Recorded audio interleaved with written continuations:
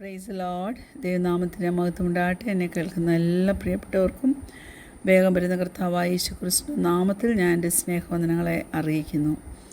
കർത്താവ് ഓരോ ദിവസവും നമ്മെ നടത്തുന്ന അത്ഭുതകരമായിട്ടുള്ള അവൻ്റെ കരുതലുകളെക്കുറിച്ച്, അവൻ്റെ വഴികളെക്കുറിച്ച്, അവൻ്റെ നടത്തിപ്പിനെക്കുറിച്ച് ദൈവമക്കളെ ചിലപ്പോൾ നാം പ്രതീക്ഷിക്കാത്ത ആൾക്കാരോടായിരിക്കും നമ്മെക്കൊണ്ട് ദൈവം പറയിപ്പിക്കും. നമ്മുടെ കുടുംബത്തോട് നാം ദൈവത്തിൻ്റെ അത്ഭുത വഴികളെ പ്രസ്താവിക്കുവാൻ എപ്പോഴും ഒരുക്കമുള്ളവരായിരിക്കണം. നമ്മൾ പാസ് ഇറ്റ് ഓൺ. ദൈവം നമുക്ക് വേണ്ടി ചെയ്തത് നാം പാസ് ചെയ്യണം. ഇന്ന് അല്പം നേരത്തെ ചിന്തയ്ക്കായിട്ട് സങ്കീർത്തനം 145 4, 5, 6 വാക്യങ്ങൾ. തലമുറ തലമുറയോട് നിൻ്റെ ക്രിയകളെ പുകഴ്ത്തി നിൻ്റെ വീര്യപ്രവൃത്തികളെ പ്രസ്താവിക്കും. നിൻ്റെ പ്രതാപത്തിൻ്റെ തേജസ്സുള്ള മഹത്വത്തെയും നിൻ്റെ അത്ഭുത കാര്യങ്ങളെയും ഞാൻ ധ്യാനിക്കും. മനുഷ്യർ നിൻ്റെ ഭയങ്കര പ്രവൃത്തികളുടെ ബലം പ്രസ്താവിക്കും. ഞാൻ നിൻ്റെ മഹിമയെ വർണ്ണിക്കും. Praise God. ഹല്ലേലൂയ. നിങ്ങൾക്കറിയാമോ, നിങ്ങളുടെ ഫാമിലിയുമായിട്ട് ചേർന്നിരുന്ന് നിങ്ങൾ സ്പെൻഡ് ചെയ്യുന്ന സമയം വലിയ വിലപ്പെട്ടതാണെന്ന്.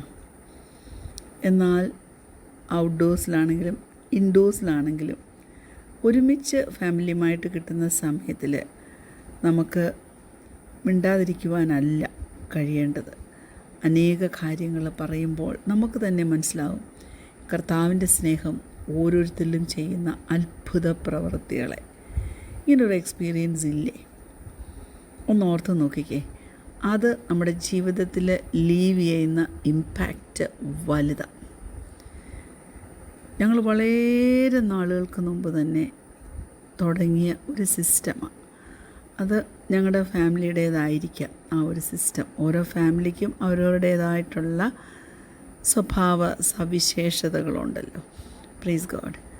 കുഞ്ഞുങ്ങൾ വരുമ്പോൾ ചിലപ്പോൾ 4 പേരിൽ 2 പേര് വരുമായിരിക്കും, 2 ഫാമിലി വരുമായിരിക്കും, ചിലപ്പോൾ 3 ഫാമിലി. എങ്ങനെയാണെങ്കിലും വരുന്നതിന് മുമ്പ് തന്നെ പിള്ളേരൊക്കെ തന്നെ അത് അറേഞ്ച് ചെയ്യും. മിനിമം ഒരു 3 ദിവസം എല്ലാത്തിൽ നിന്നും അകന്ന് മാറി കുഞ്ഞുങ്ങളുമായിട്ട് ചിലവഴിക്കും. ആ ചെല്ലുന്ന സ്ഥലത്ത് കുഞ്ഞുങ്ങളുമായിട്ട് ദൈവസന്നിധിയിലും സമയം ചിലവഴിക്കും. അത് ഓരോ വർഷത്തെയും പുറകോട്ടോർത്താൽ ഞാൻ ഓർക്കുമായിരുന്നു, എഴുതി വെക്കേണ്ടതായിരുന്നു.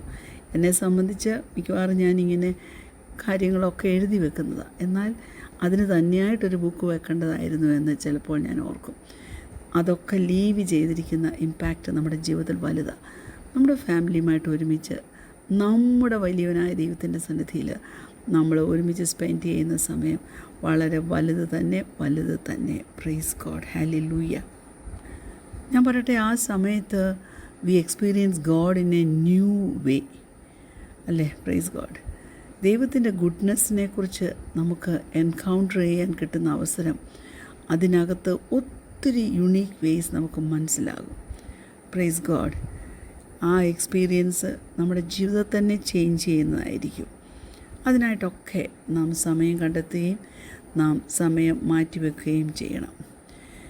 കൊലോസ്യർക്കെഴുതിയ ലേഖനം 3-ാം അധ്യായം അതിൻ്റെ 13-14 വാക്യങ്ങൾ. കൊലോസ്യൻസ് ചാപ്റ്റർ 3 വേഴ്സസ് 13 and 14 ഇങ്ങനെ പറയുന്നു: അന്യോന്യം പൊറുക്കുകയും ഒരുവന് വഴക്കുണ്ടായാൽ തമ്മിൽ ക്ഷമിക്കുകയും ചെയ്യുവിൻ. കർത്താവ് നിങ്ങളോട് ക്ഷമിച്ചതുപോലെ നിങ്ങളും ചെയ്യുവിൻ. എല്ലാറ്റിനും മീതെ സമ്പൂർണ്ണതയുടെ ബന്ധമായ സ്നേഹം ധരിപ്പീൻ. Praise God. ആ വാക്യമാണ് ഞാൻ പറയാൻ ഉദ്ദേശിക്കുന്നത്. ഒരു വിഷയത്തിലും ഇപ്പോൾ ഔട്ട്സൈഡ് ഫാമിലി ആണെങ്കിലും നമ്മൾ മീറ്റ് ചെയ്യുമ്പോൾ ആർഗ്യുമെൻറ്റ്സ് ഒക്കെ നടന്നു എന്നിരിക്കും. പക്ഷേങ്കിൽ ഒന്നും മനസ്സിൽ വെച്ചുകൊണ്ടിരിക്കരുത്. ചിലപ്പോൾ സിബ്ലിങ്സുമായിട്ടായിരിക്കും, കസിൻസുമായിട്ടായിരിക്കും, ചിലപ്പോൾ ആൻറ്റിമാരായിട്ടായിരിക്കും. സംസാരം പോലും ചിലപ്പോൾ അവോയ്ഡ് ചെയ്ത് മാറിപ്പോകുന്ന സന്ദർഭങ്ങൾ ജീവിതത്തിൽ നാം കാണാറുണ്ട്.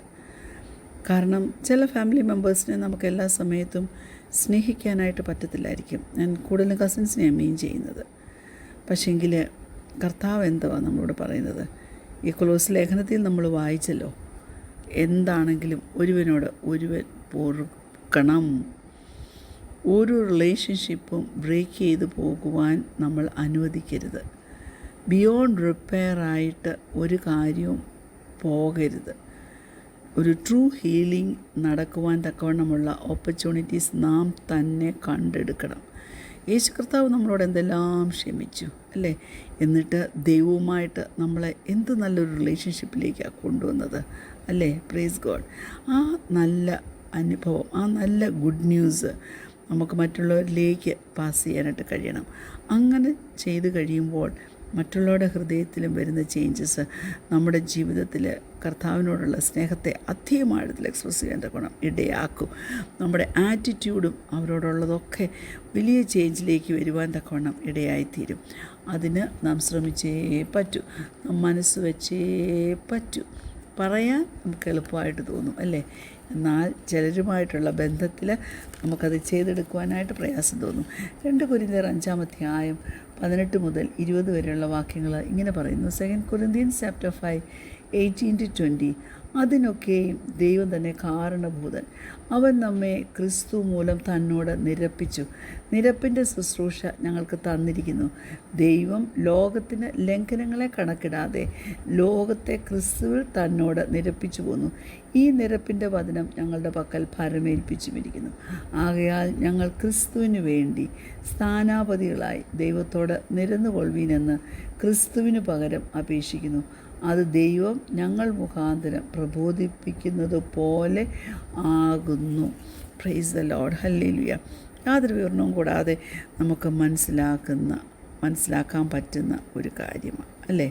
Praise God. നാം യേശു കർത്താവിൻ്റെ അംബാസഡേഴ്സ് ആയിരിക്കണമെന്ന് യേശു കർത്താവ് ആഗ്രഹിക്കുന്നത്. എന്നിട്ട് ഏതാ നമ്മുടെ ബെസ്റ്റ് ന്യൂസ്? ആ ബെസ്റ്റ് ന്യൂസ് നമ്മൾ ഷെയർ ചെയ്യാൻ തക്കണം ഒരുക്കമുള്ളവരായിരിക്കണം. Praise God. യേശുവിനെ മറ്റുള്ളവർക്ക് പരിചയപ്പെടുത്തി കൊടുക്കുന്നതിനകത്ത് നമുക്കൊരു എക്സൈറ്റ്മെൻ്റ് ഉണ്ടോ? ദൈവമക്കളെ, ആ ഒരു എക്സൈറ്റ്മെൻറ്റ് നമ്മുടെ ജീവിതത്തിൽ നാം കാണണം. Praise God. പൗലോസും ശീലാസും ഒക്കെ ദൈവത്തെക്കുറിച്ച്, കർത്താവിൻ്റെ പ്രവൃത്തിയെക്കുറിച്ച് അനേകരോട് ഘോഷിപ്പാൻ തക്കവണ്ണം ഒരുമിച്ച് പുറപ്പെട്ടത് അനേക സ്ഥലങ്ങളിൽ നമ്മൾ തിരുവചനത്തിൽ കാണുന്നുണ്ട്. അതെല്ലാം എന്തുകൊണ്ടാണ് അവരെ ആ ഹ്യൂമിലിറ്റിയിൽ ആ ഗുഡ് ന്യൂസ് പാസ് ഓൺ ചെയ്യുവാൻ സഹായിച്ചത്? യേശു കർത്താവിനോടുള്ള അവരുടെ ആ വലിയ സ്നേഹമാണ് അല്ലേ?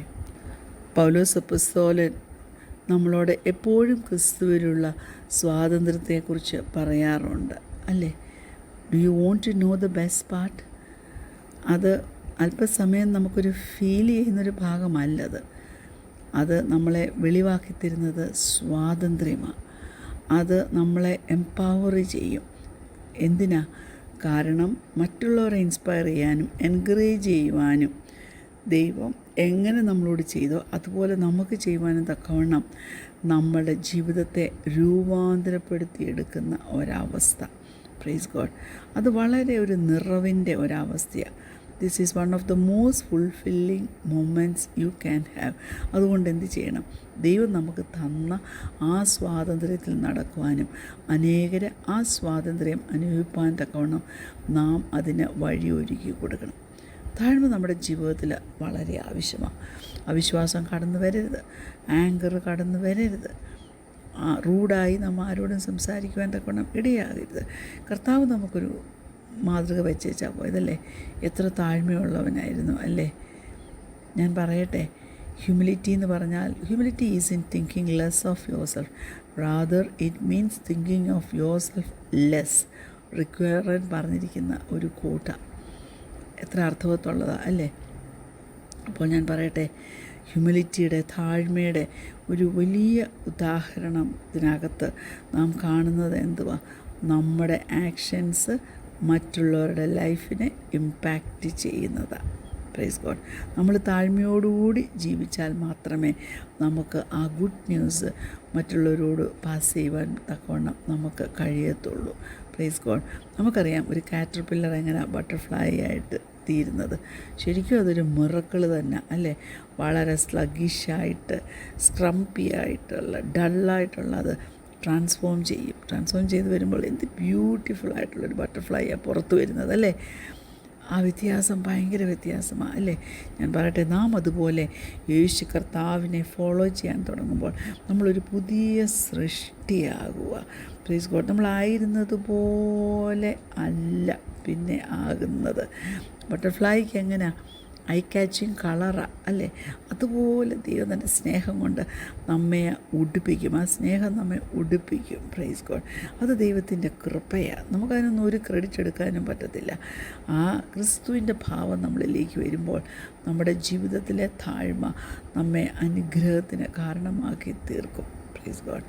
അതിനായിട്ട് നമ്മെ ഓരോരുത്തരെയും ദൈവം സഹായിക്കട്ടെ. Praise God. അതിനുള്ള ജ്ഞാനം നമുക്ക് തരട്ടെ. ആ ജ്ഞാനം നമ്മൾ മറ്റുള്ളവരിലേക്കും പാസ് ചെയ്യണം. നമ്മൾ ദൈവത്തോട് ചോദിച്ചാൽ മതി. ജ്ഞാനം കുറവാണെങ്കിൽ ദൈവത്തോട് ചോദിക്കട്ടെ എന്നാണ് പറയുന്നത്. അവൻ തീർച്ചയായിട്ടും ആ ജ്ഞാനം നമുക്ക് തരും. അങ്ങനെ ജീവിക്കാൻ ആവശ്യമാകുന്ന സ്വർഗീയ കൃപയ്ക്ക് അവകാശികളായി മുന്നോട്ട് പോകാൻ കൊണ്ട് സ്വർഗം നമ്മെ സഹായിക്കട്ടെ. കണ്ണുകളടയ്ക്കാൻ പ്രാർത്ഥിക്കാം. യേശു കർത്താവേ, ഞങ്ങളുടെ ജീവിതത്തിൽ വലിയ ട്രാൻസ്ഫോർമേഷൻ നീ തരണമേ. ഹല്ലേലൂയ. നിൻ്റെ പാത പിൻപറ്റി താഴ്മയുള്ളവരായിട്ട് കർത്താവെ ജീവിക്കാൻ ഞങ്ങളെ സഹായിക്കണം. ഞങ്ങൾക്ക് തന്നിരിക്കുന്ന ഫ്രീഡത്തിൽ, യേശു കർത്താവ് ഞങ്ങൾക്ക് തന്നിരിക്കുന്ന ഫ്രീഡത്തിൽ ഹല്ലേലൂയ സ്വാതന്ത്ര്യമുള്ളവരായി ജീവിക്കാൻ ഞങ്ങളെ സഹായിക്കണം. ആവശ്യമായ കൃപ പകർന്നാട്ട് യേശുവിൻ്റെ നാമത്തിൽ തന്നെ ആമേൻ. Praise the Lord.